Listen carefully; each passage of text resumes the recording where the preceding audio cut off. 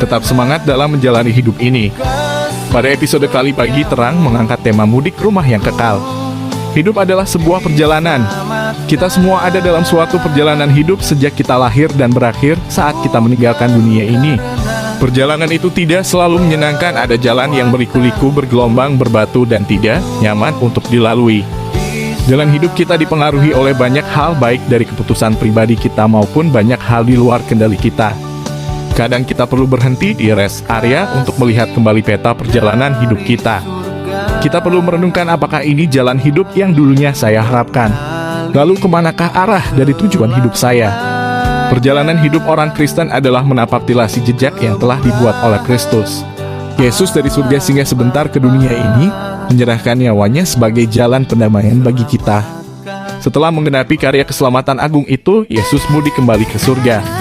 Dia sedang mempersiapkan tempat bagi kita di surga sebagai akhir destinasi hidup orang percaya. Kita mesti menyadari bahwa hidup kita di dunia ini bersifat sementara dan tidak akan tinggal di dunia ini selamanya. Ibarat dalam suatu perjalanan liburan, meski kita melihat dan menikmati pemandangan alam yang indah, taman bunga yang semerbak, tempat makan yang enak, dan penginapan yang nyaman, namun kita tidak akan tinggal tetap di tempat rekreasi itu. Karena itu bukan tempat kita berasal dan bukan rumah kita, makanya kita kembali ke rumah kita.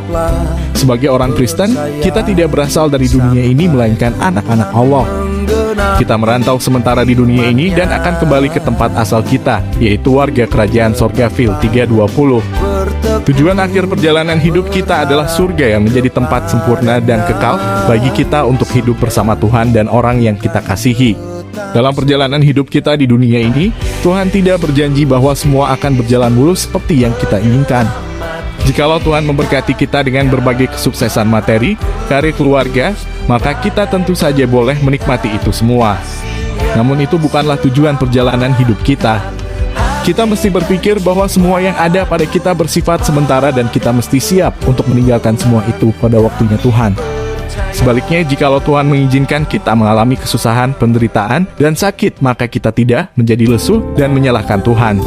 Percayalah, Tuhan ada bersama kita sepanjang perjalanan hidup kita dalam segala keadaan. Ia sedang melatih, membentuk kita menjadi pribadi tangguh, supaya Ia bisa memakai kita menjadi berkat bagi dunia ini dan mempersiapkan kita memasuki hidup kekal bersamanya di surga. Maka itu marilah kita memikul salib, menyangkal diri, dan mengikut Kristus. Dengan identitas kita sebagai warga kerajaan surga, Allah memanggil kita untuk hidup sebagai perantau di dunia ini dengan fokus hidup kita kepada hal surgawi, bahwa kita sedang dalam perjalanan mudik ke rumah yang kekal bersama Kristus.